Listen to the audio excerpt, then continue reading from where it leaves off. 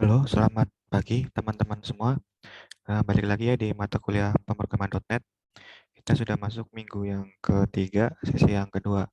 Nah, minggu yang untuk sesi kedua ini kita akan belajar mengenai enkapsulasi dan inheritance gitu ya. Mungkin bisa dibuka dulu yang latihan blank solution yang kemarin terkait OOP, dibuka aja. Oke, sorry, saya share lagi.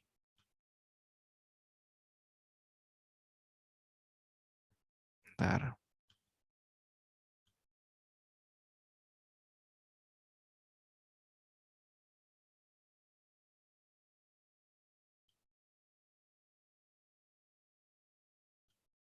Stop share lagi ini.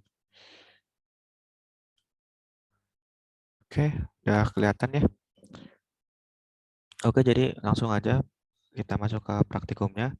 Klik kanan untuk solution OOP, kemudian kita buat add new project, kemudian kita namain, oh ya, di teori kalian kan sudah belajar mengenai enkapsulasi ya. Enkapsulasi di sisap itu tekniknya ada dua, ada yang pakai public assessor get dan public mutator set, ada yang disediain di .NET Property dan Automatic Net Property. Kita mau masuk ke tiga-tiganya. Gimana contohnya?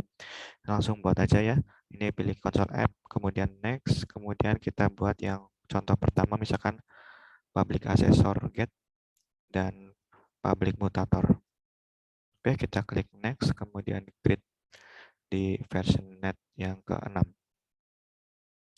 Oke, kita langsung mulai. Jadi enkapsulasi kalian sudah tahu, enkapsulasi itu adalah sebuah konsep yang melindungi data dan menyembunyikan detail bagaimana data tersebut bekerja dari end user. Jadi end user itu hanya tahu input dan outputnya, padahal di dalamnya itu ada proses get and set-nya yang disembunyikan. Nah, end user itu hanya tahu input datanya dan output datanya seperti apa, ini seperti itu ya. Langsung saja kita mulai. Misalkan using system di sini. Kemudian kita buat namespace. Namespace misalkan karena kita lagi bahas encapsulation public assessor get ya. Assessor get dan assessor mutator. Gini aja lah ya. Mutator. Oke, kemudian kelas program seperti biasa kita buat kelas fungsi utamanya main string argumen gini. Oke, seperti biasa kita mau buat kelas hero-nya dulu. Misalkan kita buat kelas hero-nya dulu, public class hero. Nah, di kelas hero seperti biasa mempunyai sebuah atribut. Atribut misalkan atribut nama. Nama itu bertipe string. Kemudian atribut power yang bertipe integer. Kemudian atribut health yang bertipe integer juga gitu ya. Nah, kemudian kita buat konstruktornya public hero. Misalkan konstruktornya juga memiliki tiga atribut yang sama dengan si kelas hero-nya. Misalkan public nama hero, kemudian integer power hero, powernya berapa, kemudian integer si head hero-nya. Kayak gini. Kemudian seperti biasa bahwa si nama akan di-assign ke nama hero.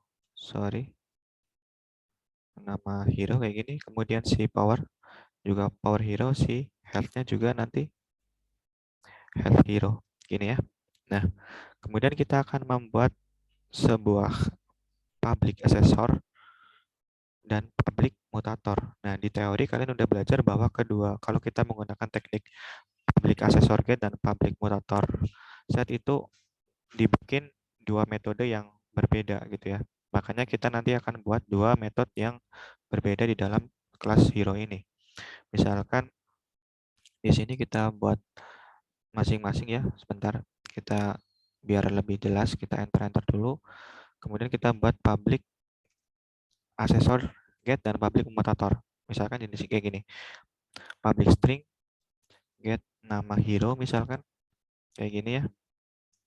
Nah, kalau misalkan public assessor get itu istilahnya dia itu akan mengembalikan sebuah nilai yang memiliki hak akses. Hak akses di sini public ya. Jadi kalau menggunakan public assessor get berarti pasti dia itu akan mengembalikan sebuah nilai. Misalkan nilai yang di sini namanya aja. Kalau mau buat banyak juga nggak apa-apa. Namun di sini nama aja dulu. Kemudian buat contoh ya, public void. Kemudian kita buat public as mutator setnya. Misalkan set nama hero. Misal kita punya atribut di dalam ada parameter di dalam set nama hero, misalkan string nama set hero, misalkan kayak gini ya, kayak gini. Nah, bedanya get dan set, kalau get itu mengembalikan nilai, kalau set itu istilahnya mengisi sebuah nilai, yaitu sebuah metode yang memiliki akses itu untuk merubah data. Jadi kalau get itu untuk mengembalikan nilai, kalau set itu untuk mengubah data. Intinya seperti itu. Jadi get dan set itu saling berkaitan. Misalkan di sini nanti nama set hero, misalkan kayak gini. Nah, kemudian setelah kayak gini ya, ini kan kalian udah buat yang namanya public get, asesor get, dan public mutator get. Nah, kemudian bisa dijalankan langsung di dalam kelas fungsi utamanya. Namun sebelum itu kita bungkus yang namanya public asesor get dan public mutator get di dalam metode yang berbeda. Misalnya public void di sini get and set, kita bungkus dulu di sini, bukan dibungkus sih, istilahnya digunakan lagi. Misalkan console.writeLine, ntar writeLine misalkan nama hero adalah, nanti isinya adalah nama. Oke, intinya ini udah jadi program sederhananya. Kemudian kita panggil di dalam fungsi utamanya. Nah, di dalam fungsi utamanya kita kan memiliki kelas hero ya. Kemudian di sini berarti kita buat objek dari kelas hero, misalkan hero, misalkan nama hero ML atau Mobile Legend gitu ya, sama dengan new. Ini kita akan membuat objek dari kelas hero, misalkan nanti hero Mia. Nah, ini kan dia itu memiliki 3 parameter ya, makanya di sini akan ada 3 parameter 1000, misalkan headnya misalkan 1000. Nah, kemudian kita panggil tuh getnya, get get and setnya kayak gini. Nah, ini perhatikan baik-baik. Jadi di dalam si end user itu hanya menginputkan Mia, misalkan menginput Mia, tapi ketika kita panggil get and set, jadi di dalamnya itu ada metode public accessor get dan public mutator get. Jadi ketika dia itu manggil nama hero get and set, itu kan ada proses yang namanya di sini console writeLine nama hero adalah ini nama. Nama di sini akan memanggil si return nama di sini. Makanya nanti akan tampil nama hero-nya itu adalah Mia di sini. Yaitu di dalam get and set ternyata ada yang namanya proses public accessor get. Makanya tadi disembunyikan, dan end user itu hanya tahu menginputkan dan hanya tahu outputnya seperti apa. Padahal di dalam get and set itu ada yang namanya method public accessor get dan public mutator set gitu ya. Kemudian misalkan di sini nama hero ML. Oke, kita print dulu lah, coba ya, kita print dulu. Kita coba print dulu si public accessor. Oke, tunggu prosesnya. Oke, udah kelihatan belum? Kalau belum kelihatan, saya share dulu di sini. Jadi nama hero adalah Mia ya, karena si end user itu hanya menginputkan Mia tadi ya di dalam objek nama hero ML dari kelas hero-nya. Tadi kan kayak gitu ya. Oke, kita kembali ke programnya. Nah, jadi di sini kan end user hanya menginputkan Mia di sini. Kemudian dipanggil tuh get and set-nya. Di dalam get and set-nya, di dalamnya ada public accessor dan public mutator set gitu ya. Nah, kemudian gimana nih? Kan di dalam get and set juga ada public mutator set gitu ya. Misalkan kita bisa tuh memakai yang namanya yang udah kita bikin, yaitu set hero tadi ya. Public mutator setnya. Misalkan kita ganti tuh Nana kita ganti Nana.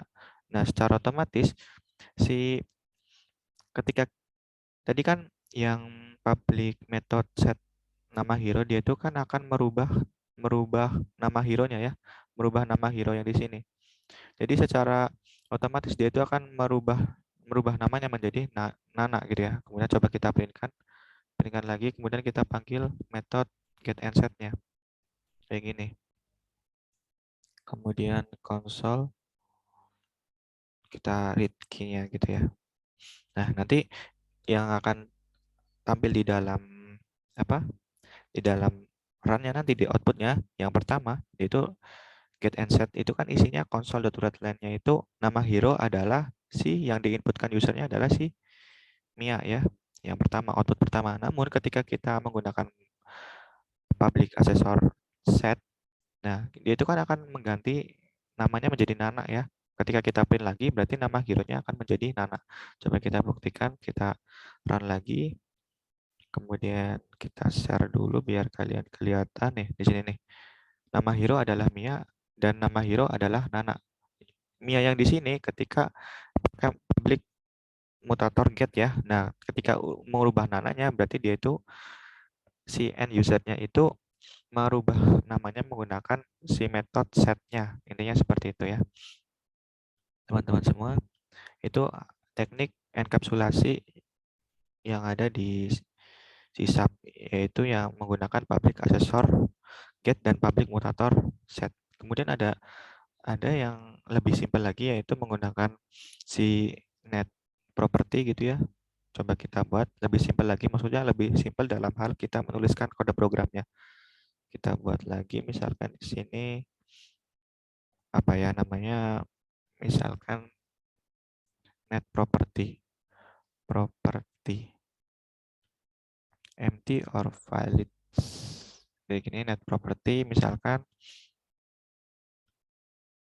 Oke, kemudian biar lebih gampang lagi kita copy kode program yang udah kita buat di public accessor dan mutator barusan, kemudian kita copy di net property di sini. Nah, kemudian yang lebih simpelnya di bagian mana nih gitu ya.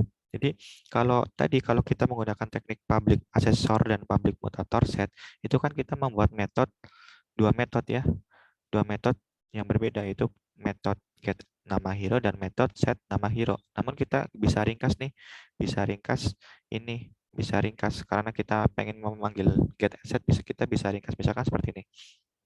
Misalkan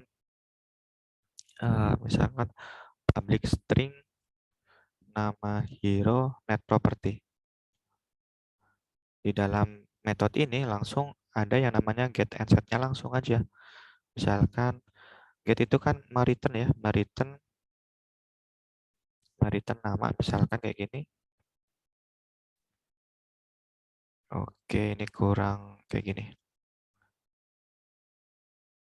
Kayak gini misalkan, kemudian setnya itu adalah mengisi namanya ya. Ya udah jadi nih. Jadi ketika kita memanggil nama hero property yang di dalam sini nanti, misalkan kita ubah ya. Tadi kan metodenya itu namanya apa ya? Nama hero property sama dengan Canga misalkan, hero Canga. Nah, gini. Nah, ini prosesnya sama aja. Jadi public string nama hero dia itu akan mengget namanya. Jadi ini digunakan ketika dia itu misalkan merubah namanya menjadi value kemudian di returnkan menjadi nama.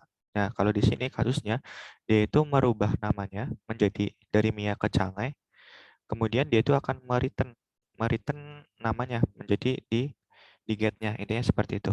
Nah, nanti kalau kita print kan dia itu yang print yang di sini sama kayak yang tadi ya. Nama hero adalah Mia. Kalau ketika kita udah merubah namanya menjadi Cange, berarti ketika kita memanggil get and set-nya lagi, metode get and set-nya lagi, maka outputnya yaitu nama hero adalah Cange. Mungkin kita buktikan lagi, misalkan di sini apa tadi namanya, net property ya. Kemudian kita run-kan, kemudian akan muncul seperti ini outputnya. nama hero adalah Mia dan nama hero adalah si Cange. Paham ya teman-teman semua? Kalau misalkan ada pertanyaan langsung ditanyakan saja ya. Oke. Nah, kalian juga sudah paham ya kalau misalkan si kenapa public gitu ya. Karena kita mengaksesnya di dalam kelas yang lain. Kalau misalkan kita ubah, misalkan di sini kita ubah private, maka nanti akan terjadi error di sini nih. Akan terjadi error di sini nih. Karena kalau private itu kan hanya mengakses di dalam kelasnya. Kalau public bisa diakses di luar kelasnya. Makanya di sini public semua. Di sini ya public. Nah, yang boleh private itu yang mana? Yang ini tuh boleh private nih. Ini misalkan boleh private karena nama ini diakses di dalam kelasnya. Misalkan seperti itu ya. Boleh, tapi kita gunakan public aja. Nah, kemudian yang terakhir di dalam enkapsulasi, teknik enkapsulasi di dalam sysap itu kan ada public accessor get, public mutator set, ada net property, kemudian yang terakhir ada automatic net property. Coba kita buat lagi ya, bedanya di mana. Ini lebih ringkas lagi gitu ya, ketika kita program net, kemudian kita buat apa ya, judulnya automatic net property misalkan. Kita klik next, kemudian kita create. Nah, kalau apa namanya, automatic gimana nih automatic bedanya? Oke, biar lebih gampang kita copy dulu yang barusan kita buat yang di sini biar kita tahu bedanya, kemudian kita copy, kemudian kita pastekan di dalam program automatic net property gitu ya. Nah, bedanya di mana nih? Oke. Nah, bedanya kalau automatic property kita bisa membuat get and set-nya itu di dalam atributnya, misalkan kayak gini nih. Misalkan get and set. Nah, udah jadi nih. Kemudian kita hapus dulu ininya. Kita hapus nih yang hapus ini. Udah jadi. Jadi kalau automatic property kita langsung bisa meng-get and set-nya langsung di dalam atributnya. Intinya seperti itu. Misalkan di sini, jadi kalau di sini di dalam atributnya berarti langsung dot nama. Misalkan dot nama sama dengan cange misalkan. Lebih simpel kan? Jadi dia itu langsung merubah di dalam atributnya di sini. Atributnya di sini udah dibungkus di dalam public hero-nya di sini. Intinya seperti itu. Kalau kita run lagi misalkan, oke ini net property, sorry. Run di automatic net property. Ntar automatic yang ini, kemudian kita run, nanti hasilnya akan sama saja. Cuma programnya nanti kan lebih simpel gitu ya kalau pakai automatic property. Oke, kita coba share hasilnya. Jadi di sini nama hero adalah Mia dan nama hero adalah si Cange. Intinya seperti itu ya teman-teman. Oke, mungkin berikut terkait video pembelajaran terkait enkapsulasi, teknik-teknik enkapsulasi di sysap. Kemudian kita akan lanjut di video berikutnya yaitu terkait inheritance. Kalian juga udah di minggu sebelumnya udah belajar inheritance yaitu tentang pewarisan. Namun di sini lebih dalam tentang inheritance yaitu ada dua, is a dan has a. Mungkin itu dulu untuk video kali ini. Terima kasih.